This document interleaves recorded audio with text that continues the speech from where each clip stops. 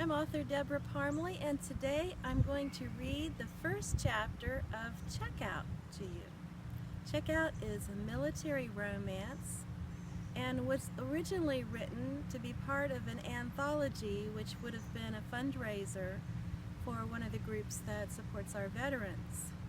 The book was finished and at the editor and almost ready to go to print when we received word that they'd be closing their doors. So I was pleased when I could get my rights back and could go ahead and bring the book out on my own. Checkout. I'll read the back cover. When Marine veteran Nash Ware walks into the library where shy librarian Betsy Bobbins works, she's intimidated by the handsome man who wears an eye patch and an attitude. Her car has a flat in a storm and Nash comes to her rescue. A fight outside a bar between an angry Nash and a drunk frightens Betsy. She's fallen for him, but is it safe to fall in love with a wounded veteran with PTSD? Betsy is torn. Will love and trust win out over her fear before it's too late? Nash has found the girl of his dreams, but his wounds run deep. His ex-fiancée was repulsed by his eye and his eye patch, and manufactured drama like bees do honey. However, real drama surrounds Betsy when a stalker comes after her sister. Check out Chapter 1.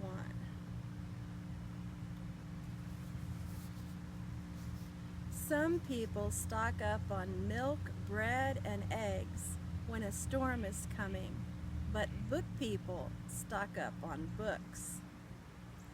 Betsy checked out another library patron with a stack of books and wished she'd had more of a lunch break.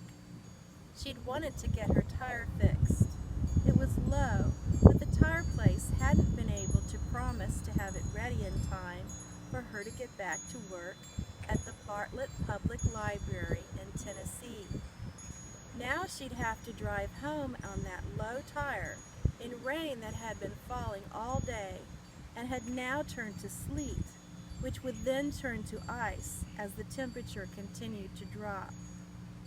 Wondering if it was starting to get bad out there, she pushed her glasses back up on her nose, tucked her dark blonde hair behind her right ear, a nervous habit of hers, and sent a worried look to the glass doors.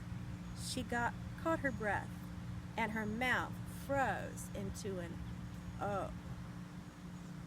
Stomping into the library, onto the floor mat, wearing boots and a fatigue jacket, stood a tall, broad-shouldered man who took her breath away. Handsome, with long, dark bangs that fell onto his face, he brushed the hair back impatiently with his right hand, fully revealing an eye patch over his right eye. His good left eye, a deep brown, intensely bored into her.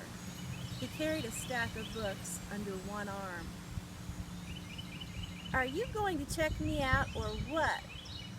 The cranky elderly lady who was next in line brought Betsy back to what she should have been doing. "Yes, ma'am." She reached for the first book with a shiver. "That man let all this cold air in, that's why I have goosebumps. Was he born in a barn? And stamping there like that with his big boots drawing attention and then giving me that look. What is that look about?" She could still feel that look, as if he'd seared it into her soul. She shivered again and finished checking out Mrs. Geraldine E. Watson. "Be safe driving home." The woman harumphed. "Would have been gone by now if you hadn't been googly-eyeing that man.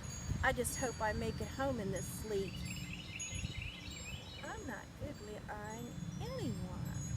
Betsy frowned. Betsy did not Google-eye men or flirt with them. Her shyness prevented her from talking to men she didn't know unless they initiated the conversation. though she might check them out beneath lowered lids if she knew they wouldn't see her. A handsome man was a fine sight indeed. This man, though, where had he gone? She glanced over to the door and then scanned from the door to the end of the line of patrons waiting to check out. Ah, she took in a breath. There he is, right at the end of my line. Tension filled her. The library was closing in 10 minutes. The announcement came over the speaker, making her jump. She'd heard it so many times before, knew it was coming, and yet she jumped. Because of him. I'm jumpy because of him. It's a good thing he's not looking at me right now. I need to settle down and finish my job. Processing the patron's books, she worked, refusing to look over at him again. But the tension did not ease. Then he was there before her with that dark, mysterious eye patch and strong, intense, deep brown eye looking at her as if he had X-ray vision and could see inside of her all the way to her soul. They say losing one of your senses makes the other stronger. Is that why his gaze makes me feel so strange?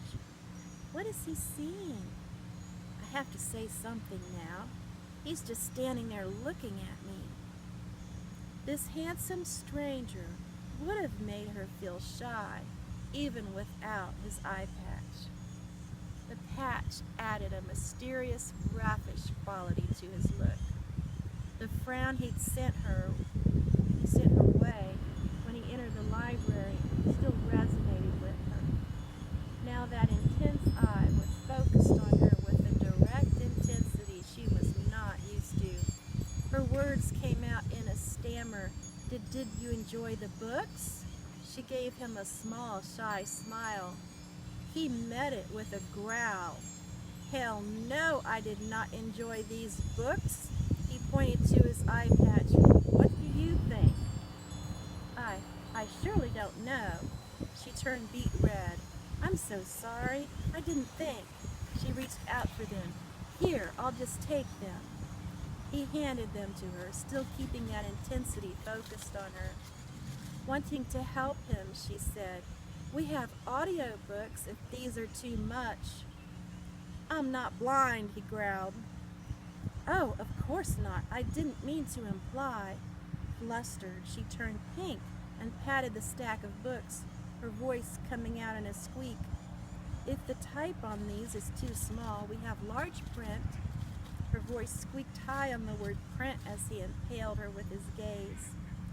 My eyesight is fine. He ground out the words.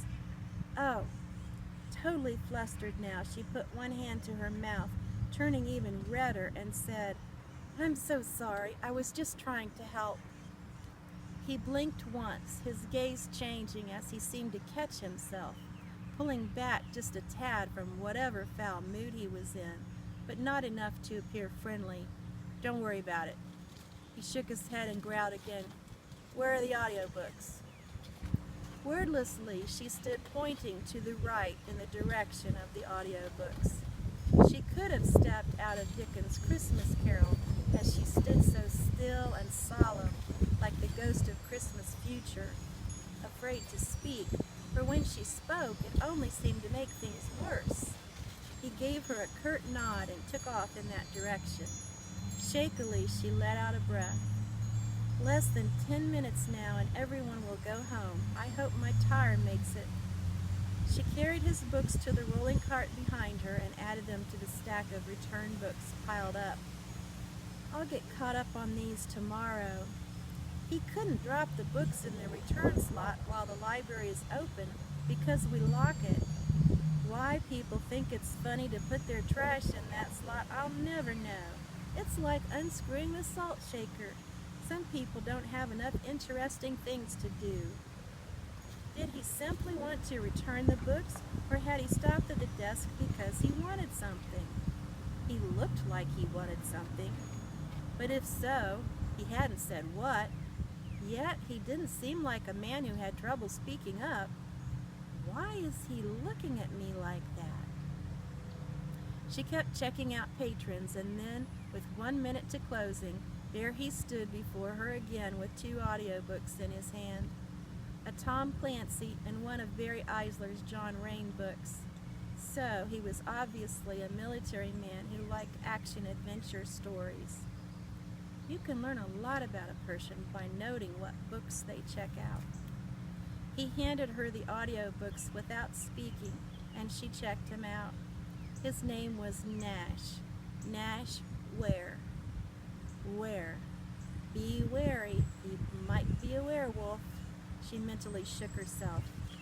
Enough wordplay. I scare myself sometimes. My mind is too often in the world of fiction. He's just a man. Thanks. He gave a brief nod and headed for the door. He was the last patron out, and she locked the door behind him. After shutting down lights and computer systems and putting the phone on the answering machine, she put on her coat, slipped out of her work shoes into her new black suede boots, grabbed her purse, and headed for the back door. June had left 5 minutes before in a hurry to pick up her baby and get them home as soon as she could to be off the roads before the ice got worse. The library was quiet, dark, and securely locked. Walking to her car, Betsy nearly slipped on the sheets of ice that had formed. Her new boots proved to be more decorative than useful. Fortunately, she righted herself with some fancy footwork. Her car stood alone beneath the light, layered in a covering of snow and ice. Taking her gloves, she brushed off the window and door of the driver's side and unlocked her door. A big black Jeep was at the parking lot entrance. It backed up and then turned around and headed her way. The Jeep had big black tires, tinted windows, and was the largest Jeep she'd ever seen. Oh no. Who is that, and what do they want? It looks like something out of the movies, like a dark government vehicle. Why are they coming toward me? She jumped into the car quickly and locked the door, her heart racing. Putting her key in the ignition, she cranked the engine. It wouldn't start. Oh no! She gasped and turned it over again. This time it started. The stereo blasted Celtic Woman. She jumped and turned it off. She couldn't see through the other windows, which she hadn't cleared off yet, so she strained to see where the Jeep had gone. A knock on her door made her jump with a shriek and flip her head around. The man with the intense eye and eye patch stood looking down at her. Oh my God, what does he want? He held out an ice scraper and shouted through the window, "I'm going to clear your windows." Oh, that's nice. I didn't expect that. But that doesn't mean I should trust him. "Thank you," she shouted back, not willing to roll that window down, even a crack. He moved to the front of the car and started working on clearing it. Then he moved all the way around the car, scraping the ice off, and soon all the windows were cleared. She could see out again. His Jeep was large, dark, and rugged looking, parked beside her in the blind spot she hadn't cleared on the windows at first. Just the sort of vehicle a military man or veteran would drive. He came back to the window and looked in. Nice as he'd been, she still wasn't rolling down the window. "Thank you," she shouted again. He nodded and touched his hat, his dark eye watching her. He walked back to his Jeep. She watched him go, wondering why he'd still been here when she locked up. If he hadn't done such a nice thing and then walked away, she would have assigned a bad motivation to the fact he was still here when she went to get into her car. She slowly backed out of the parking space. Something is wrong.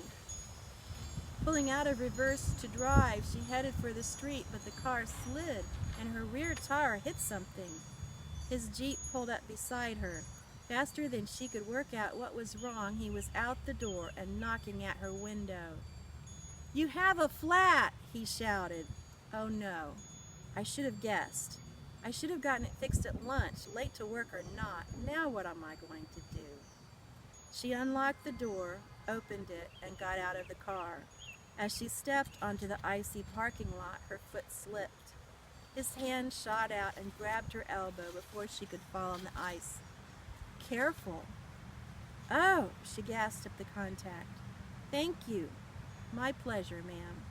So, he had manners after all. They walked to the side of the car together with him holding her arm until they stopped and stood looking down at her flattened tire. "It's not safe for you to drive," he said. "I'll give you a ride home." "Wait, what?" Flustered by all that had happened, and happened so fast, she looked up at him. So tall. Her capacity for words strung into a full sentence seemed to have left her. Tall and strong. She stared at him wide-eyed. And close. Very close. If she'd had to describe him in one word, she would have chosen intense. This man was intense. I'll just go back inside. I can call." Her voice trailed off. Who could she call? None of her girlfriends were going to come out in this weather, and she had no family in town. "Don't be afraid. You're safe with me." His calm, deep tone was reassuring as well as his presence. "We haven't been introduced properly. I'm Nash Ware." She came back to herself enough to speak. "Nice to meet you, Nash. I'm Betsy Bobbin. Thank you for your help." "You're welcome, Betsy Bobbin." His tone was both a caress and a reassurance, which held a note of humor as a slow grin spread across his face when he spoke her name. The grin and the twinkle in his eye began to dash away the misgivings she had about accepting a ride from him. His was a kind eye, now that the intensity had eased, and the eye patch didn't make him appear as sinister without that intensity. "Yes, that's me, one of 3 Bobbins sisters," he continued to grin. "I'm the oldest." Huge snowflakes were now falling, and one splattered on her nose, making her blink and adding spots onto her glasses. "Well, Betsy Bobbin," again that grin appeared as he spoke. "Let's get you home and warm, and we can deal with your car later." She hesitated. "All I know about you is your name. That's not enough to get in the car with a stranger. What do you do, Nash Ware?"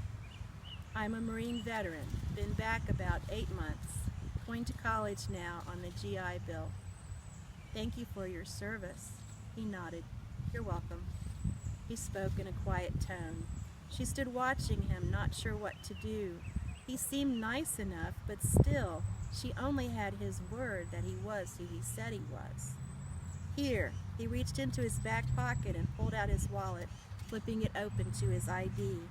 She looked from him to the ID and nodded. "Okay, I'm just going to make a phone call first." "Whatever makes you feel more comfortable." She took her phone out of her coat pocket and dialed June, who answered on the first ring. "Hey, June, you get home okay?" June answered that she had. "Good. Listen, I have a flat, and I'm still at the library, but one of our patrons, Nash Ware, was still here, and he's offered to give me a ride home." June said he seemed like a reliable enough man, but to call her the minute she got home. "Yes, I'll call you when I get there. Thanks, June." She hung up and then nodded at Nash. "Okay, sorry, she shrugged. "Do not apologize for taking precautions for your safety. Never apologize for that." He held out his hand for her again, and she took it, then stepped gingerly over to the driver's side, reached in, and turned the car off. "Take out anything that might tempt a thief." "Oh, right." She nodded with a frown. She hadn't thought of that, but who knew when she could get back to her car if the storm continued. She gathered her purse, closed the driver's side door, and opened the back door. Taking a bag, she stuffed the pile of books into it and went to sit it on the ground beside her as her purse slid off her shoulder and down her arm. "Here, let me take that." He reached out his hand and she handed him the heavy bag of books. His expression showed amusement, but what did he expect? She was a librarian and loved books. Her car and her house were always full of books. From the pile of stuff in the back seat, she extracted another bag and began looking for her puppets. Puppy, kitten, and bear all went into the bag. "Oh good, there's Lion," she said, and then realized she was talking to herself. "Lion?" he asked in that amused tone of voice. She slipped Lion on her hand and turned to face him, holding the bag. "Yes, Lion. See? Grrr." He threw his head back and laughed, which lit up his whole face. He was beautiful when he laughed. She'd never thought a man beautiful before. Eye patch be damned, the man was perfect. She gave him a huge smile in return and said, "For when I read to the children." "Right," he nodded. "Gotcha." And that left eye gave her a slow wink. That is the sexiest wink I have ever seen. "Is that all of them?" "All of—" "Oh yes, the puppets. Yes, it is." "Why can't I think straight when I'm around this man? How hard is it to string a simple sentence? I probably sound like a dimwit." He held out his hand again. She handed him the bag and said, "Just a few more things." He nodded, and she turned back to the car, digging for the blue dress with the white ruffled apron and the blonde curly wig that went with it all. She stood again with the items gathered into her arms. He gave her another grin. "Halloween costume?" "Mother Goose." Her cheeks heated. Or "Bo Peep," depending on the occasion. "I see. There's a shepherd's crook in the trunk, but I can leave that." "If you're sure now." His voice was teasing. "I'm sure." "Okay, hand them over and I'll load them in the back of the Jeep." She silently handed the items to him, her cheeks still warm. Strange how warm they were with how cold it was outside, and it was terribly cold. She shivered as she realized her toes were chilled now and looked down. Apparently these new suede boots are not waterproof. Damn it. "I just need one more thing." She turned back to her car and dug through papers, a couple sweaters, and a sweatshirt on the floor of the car where she found her slippers. Her pink bunny slippers. Turning with her cheeks blazing, her toes freezing, and snow that had now turned into sleet falling down into her face, she stood facing him, holding the slippers. He let out a hearty laugh. "Now why am I not surprised?" She hung her head a little sheepishly, feeling like a 12-year-old, but he took them from her and opened the passenger door on his Jeep. "Get in, it's getting worse out. I'll lock your car." She climbed in, he placed the slippers in back, and then he said, "Do you have your keys?" "Yes." She patted her coat pocket and they jingled. "Good." He closed her door, locked her car, and then came around to the driver's side and climbed in. Closing his door and turning up the heat, he pulled toward the street. Then he turned to her and said, "Where to?" She gave him her address, and they chatted for a bit. Then he concentrated on driving through the icy sleet that was now coming down harder. His cell phone was sitting on the charger, and it buzzed as a text came in. "Do you mind checking that for me?" He didn't look at her as he concentrated on the road conditions. "Sure, I'm happy to," she said. She picked up the phone and looked at it. "Package is delayed." She read the text to him. "Send back, when can I expect it?" She typed his message in and hit send. The phone buzzed with a response. 2 more days, she read to him. "Tell them thanks." She typed in the message and put the phone back. "Thank you," he said. "You're welcome." She was just wondering what the package was. It sounded so mysterious, and she didn't really know this guy, this Marine veteran with an eye patch. Already she was imagining a drug deal or something dangerous like in the movies. She squirmed in her seat. They always talked like that, using phrases like, "the package." He glanced over at her, then back to the road. "It's a replacement frame for my Harley," he said. "Oh, okay," she said. I'm restoring a 2003 Harley-Davidson Road King 100th Anniversary Special. I don't know much about bikes. Why does it need a new frame? Was it wrecked? Yes, I bought it wrecked. The frame was bent, so I had to disassemble the whole bike and send the frame to Harley-Davidson so they could destroy it before they'd send me another one. Why couldn't they just send you a new one? Number of the frame has to match the number on the engine and the title. Lots of bikes get stolen. It's a good thing really, but it's also a pain in the ass. Yes, I can see that it would be, she nodded. Were you a mechanic in the Marines? No, though I can work on some things, he shrugged. He might not think disassembling and reassembling a motorcycle was a big deal, but she sure did. There was something sexy and primal about a man who was capable and could fix things. How did the bike get wrecked? No idea. I bought it before my last tour. Just never had time to work on it until a few months ago. I wasn't home much. I see, she said. He drove in silence. Betsy sat thinking of how she'd never gotten to know any Marines or guys that drove Harleys until now, when this handsome, growly guy had walked into her library and her life with his mood. Strong, sure, and more than slightly dangerous. She wondered what had made him so moody.